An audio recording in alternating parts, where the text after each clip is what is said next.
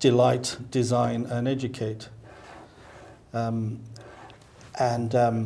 It's kind of, I want my books to educate people, and I want them to be delighted by looking at them, Well, one of the things I've been working with this year in going back and writing columns is through a free program on the internet called WordPress that you can write, but you can write in a multimedia format. So I had to go back and relearn how the process of writing a column. Writing a column is an opinion piece, and you get there, you're trying to get people to read it in order to make them think.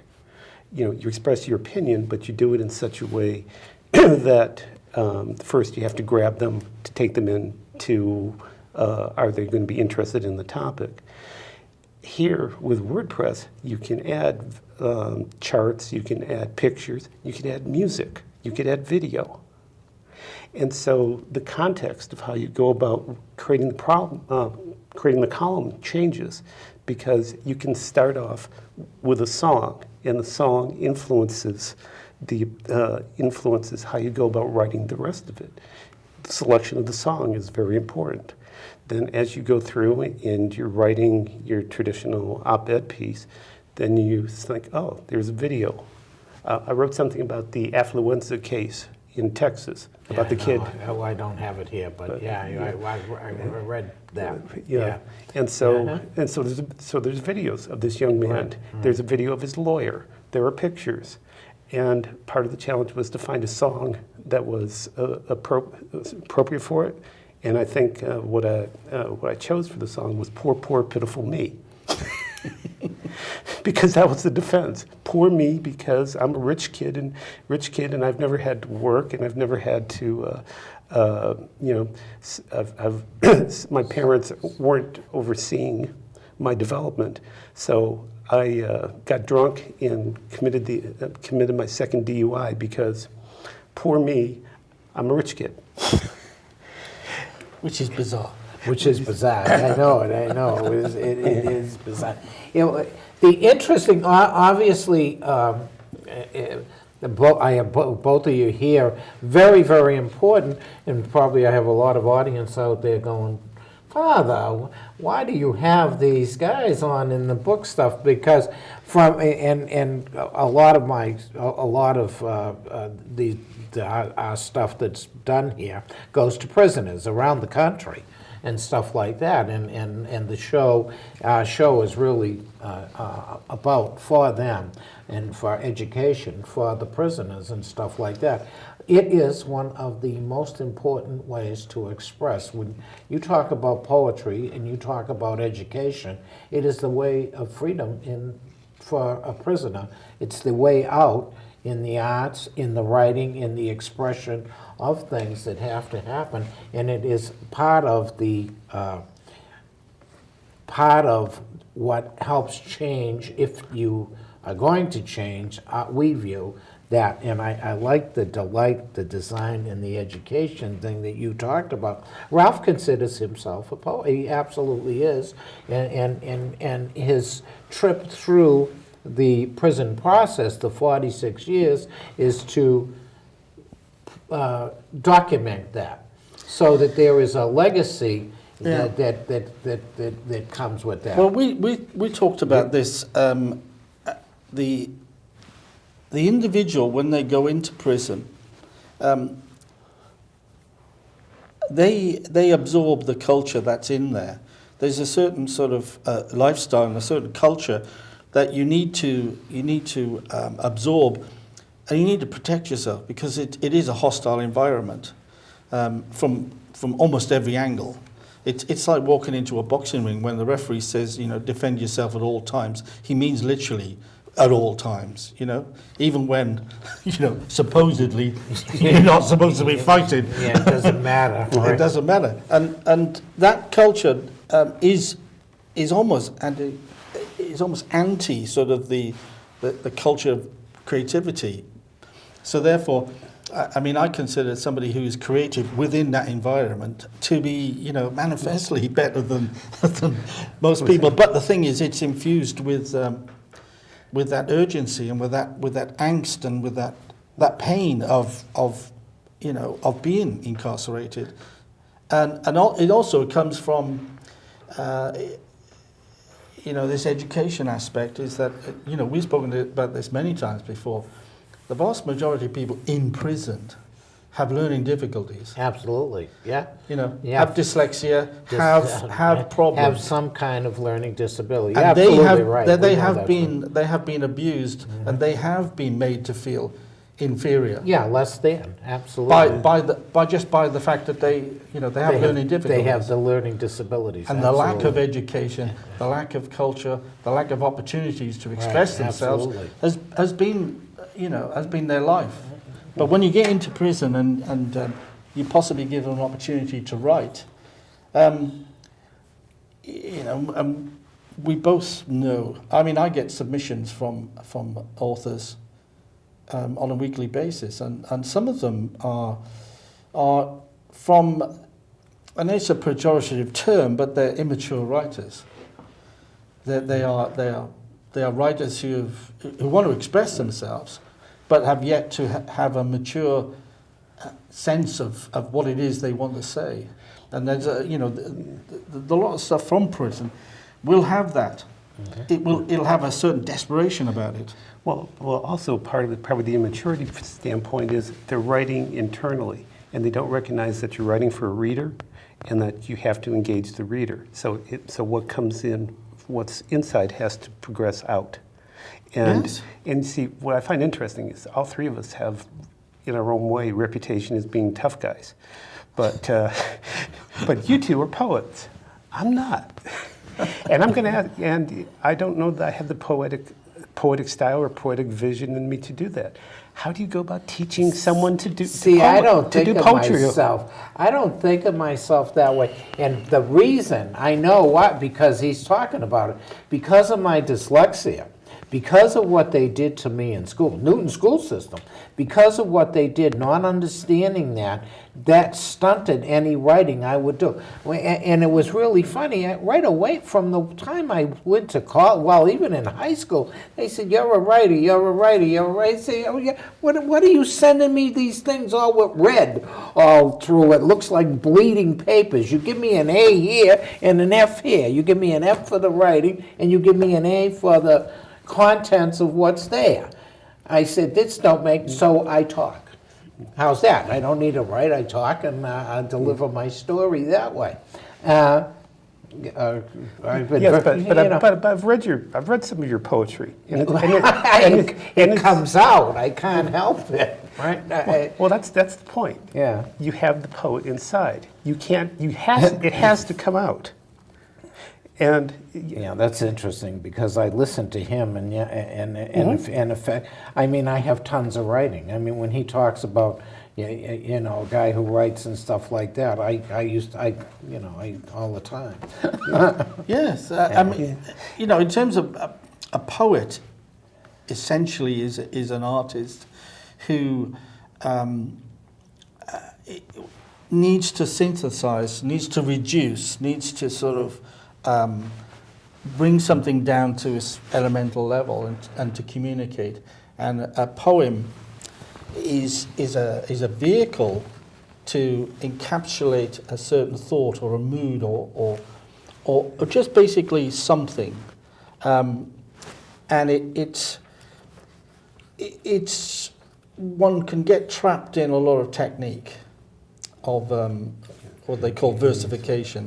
Which I don't like, and I about, rebel against. Right. It's about understanding language. It's, The other day, last night, we were talking about Jack London. Jack London was born of a certain age. He was born kind of, Victorian, from a British point of view. He was a Victorian kind of era. And poetry, that was very much the masters and classics, and there was a way in which you wrote poetry. There was a whole sort of list of types of poems that you could write. in a style that you yeah, and technically then- had to observe. Yeah, there was Right. sort of rules and regulations. Rules and regulations. About Yeah. poetry writing. Right. But there was also sort of poetic license where you could deviate. But it's a bit like somebody looking at a Picasso and saying, "God, he can't draw." Yeah, in effect, know, you need to understand. Yeah, basics, it's like right. you look at them and say, "Well, he can draw actually.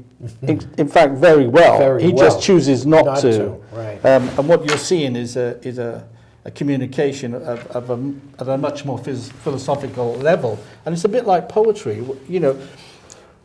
You can go down the route of learning about feet and about all the measures and rhymes and all that. Iambic pentameter. Yeah, you can do it. Yeah. I mean, everyone sings the national anthem, but if you write it down, it is a ballad form. It is a very very classical Well, one of the piece of things, language. And if you understand that, and then you deviate from it, you're coming off the base to deviate. Yes. You're not starting with a deviation and then. you see, and but a then lot of trying to- writers eschew that type of discipline. Yep. They go past that. Mhm. They think it's not important, or they just missed it, and then they go straight into writing poetry, which is without that, but without the basis of knowing that they've broken a rule. Mhm. So they've broken a rule which doesn't exist in their mind. Right. So And there's- they're sort of, they feel liberated, they feel as if they've invented something, when in actual fact, they're they've created nothing. in some senses, yeah. Yeah, well, But then language- But the structure enables them to be able to express what they need to express more directly and perhaps more cogently than they would otherwise. Yeah. And then once you have the structure, then you can deviate, or you can go about in the middle of the poem, change the rhythm of it, and the reader will understand what you're doing and why you're doing it. But without the structure, it's just a bunch of words. But, I've got a young poet who's actually from New London, Nicoletta. Yeah. And she had an MFA in literature, and her very first poetry book I published, and it wasn't very many, and I said, could you just add some more? So she decided to do a particular style of poem, sequence of poems based on the alphabet, but she chose the Greek alphabet. So there was every poem was of a letter of the Greek alphabet, and she didn't like initial capitals on anything. There was no punctuation. There was spaces. So she wanted to be her own form of E.E. Cummings. Yeah, absolutely. Yeah. And that's I do that's what you can do. And she was, I do that. there was, she broke all the rules of sentence construction. So there were no verbs. That, or a verb was dislocated. But when you read something like that for the general public, if they don't know anything about E. Cummings or any literary history of poetry, they're confronted with this rather.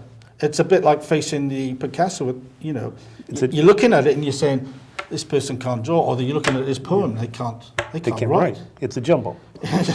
So it's a level of sophistication which is required. But I'm interested in giving people that opportunity, but also supporting it with a front and a back matter so that people have access to it. And that's part of my part of the teacher in me, the education. Well, one of the things in class, the first thing I tell them is that it's innate within humans to write, to communicate. The cavemen were writers. Absolutely. Yeah, they found on the walls. There's here is a good place to hunt, or there's another tribe. Be careful. They did it all visually. We, in a sense, continued that tradition many years later. But it's gone on from being just purely visual to visual and textual, And now it's gone from visual and textual to visual, textual, and multimedia. And they're all a means of communication. They're all a means of, once you understand the structure, and you learn to how to take what you have inside, what you intend to mean, how the reader will understand what you're saying, then you've kind of mastered your craft, and it becomes much easier for the reader. To me, it's the transformation process of taking what's inside of you, communicating it to the other person, and the other person understanding not only what you write, but why you wrote it.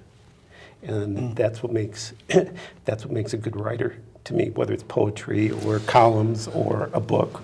Excuse me.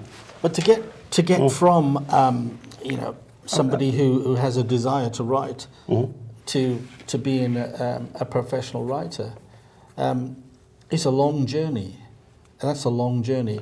And too many young people, and some not so young, think that there's a shortcut to it.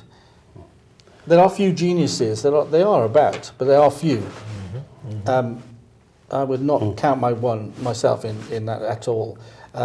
But you can detect a certain sort of endeavor, a certain sort of application in people, and you can, over time, but you have to be disciplined.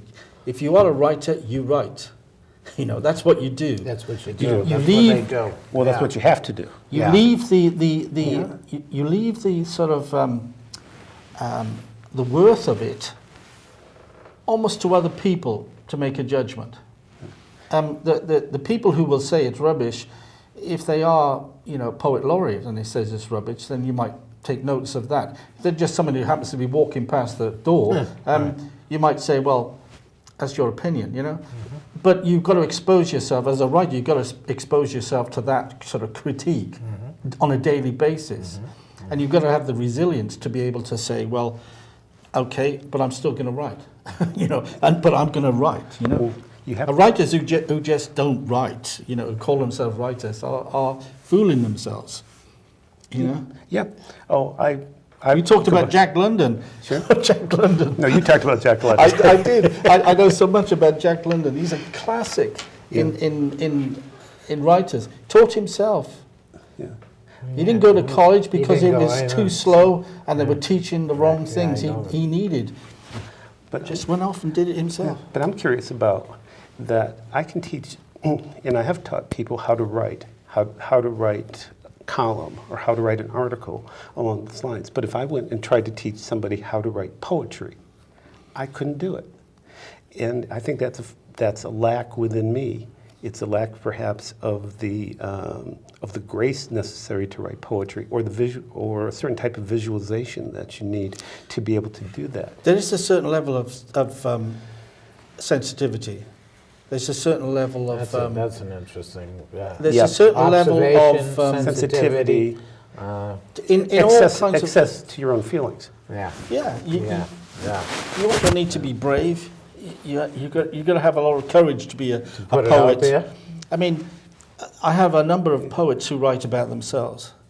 Well, everything you write is about yourself in a certain way. Yeah. But there are others who, I mean, Jean Reeve wrote he wrote a prologue to one of his books, and it was something like about 26 pages long, and it was something like about 20 philosophical situations that he thought were his arsenal. They were his repertoire of situations from which you could write a poem.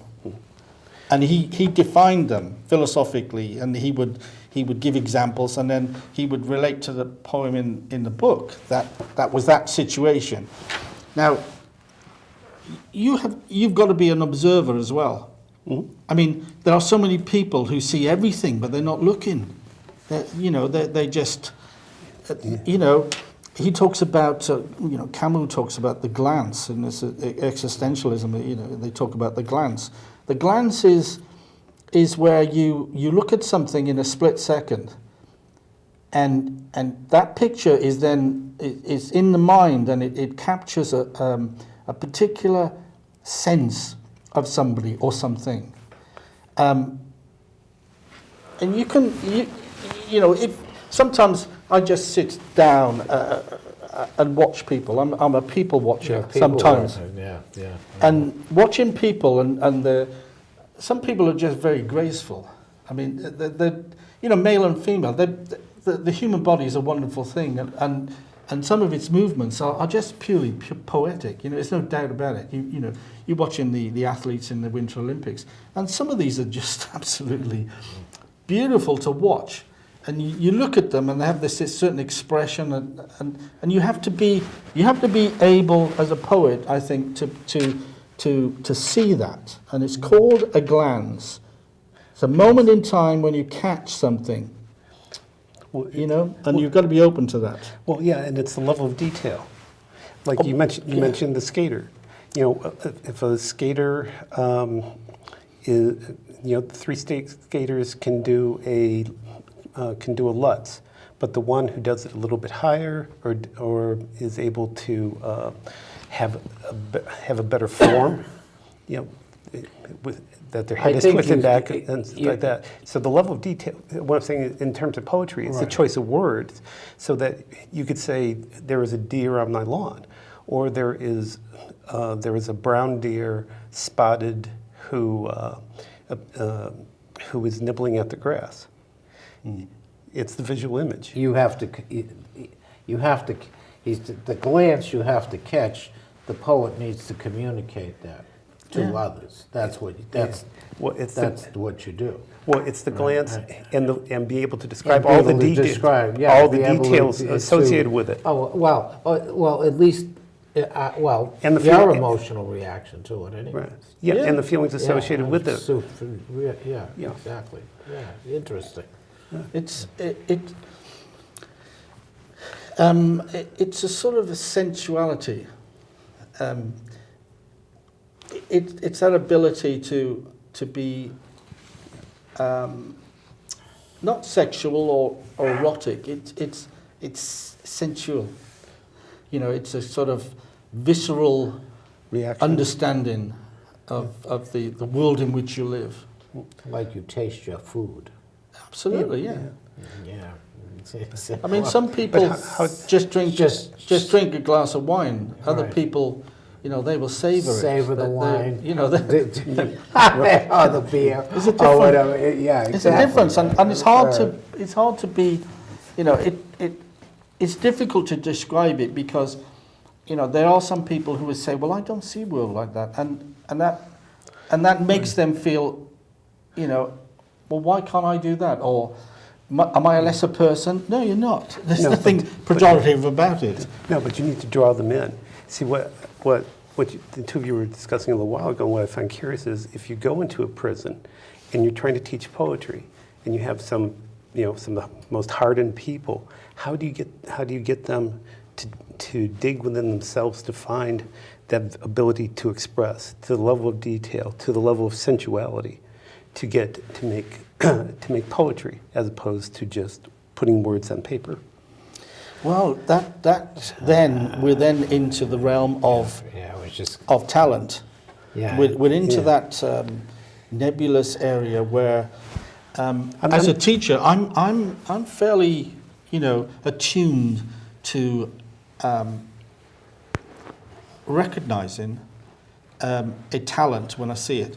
You see, in schools, there's a concept where, you know, we used to talk about the gifted and talented children, and a gifted child is actually right across the board. You know, he does well, or she does well, right across the board. Talented are people who have a particular, you know, bent. there's a certain thing about them that they do very, very well. Yeah. And you know, you can tell the athletes, you know, they just are. They're You know, you can see outstanding. what they do. I have a quick story that illustrates the difference between. Yeah. When in kindergarten, I learned how I was able to read at age 2.5. some of that. I've always been very verbal, very ability, One of the first assignments we had in art class was to take two crayons and put them together on a piece of paper and so you make a third color, so blue and green along those lines. Well, the bright kid in the class took yellow and black and put it together. And it came out looking like what comes out the other side of a horse. So to me, it was like, oh, okay, yellow's on one end of the spectrum, black is on the other end of the spectrum, without seeing the fact that it's going to make this kind of dirty brown. Yeah. So that part of the artist, I don't have. Well, But I can describe it. I can put it down. I can put it down in textual format and now integrate visual and music and things like that. But if you're going to ask me to draw, or if you're going to ask me to write a poem, well, I taught design in school, and I taught it in kind of practical subjects. But I can talk at length about the difference between a designer and an artist. Mm-hmm. And creativity is actually in the middle. Designers essentially are people who visualize, express something before it actually happens, and are in control of it. Artists just kind of, it happens. Well, no, as you go along. And I'm over here checking my time. We worry about how much time whether we could do a show or not, and everything else like that. And we can be here all day, and I got about 3 minutes on this show. And obviously, I love doing this. I don't know what's going to happen. I know a lot of people like our conversations, Mike, and how we do this from the educational purposes that we do and what we're doing. So, I want to do it again. Every show that we've done with this type of thing, we get a pretty good response. People like it. I've been told to bring you back on. I think this show demonstrates we can talk about other things other than politics. This is going to be amazing for our New London people to say, gee, because they didn't, he just started a little bit. Mike, very, very great to have you on. I'm going to have you on again, obviously. You and I are going to talk more, and I think we're going to be talking without Michael. What's his name? So yeah. This guy over here. Yeah. We'll talk bad about him all the show. I'll have my spies. I really appreciate you coming down, and as always, I always joy for you. Michael, My audience, we love you, and again, as I said in the beginning of the show, we're going to have the vote of no confidence. I'm going to keep saying at each show, those who want to sign the petition, 327 at the New London Library, 5 o'clock, we'll be there, and we'll see how many of you that are complaining and always talk about it. In our country, a no confidence petition, motion, whatever you want to call it, is only symbolic. In other countries, you can throw people out. We don't do that here. It's symbolic. But this is going to go to the governor, and then if the governor doesn't do something about this guy, we're talking about, we're going to do civil rights action. So it should be a lot of fun for those of us who are anti New London Mayor. Listen, God bless you. See you next week. My guys out there, they're so great. Reggie and Joe, you can run the street, and Father will get out of here for this evening. There we go. Take it easy.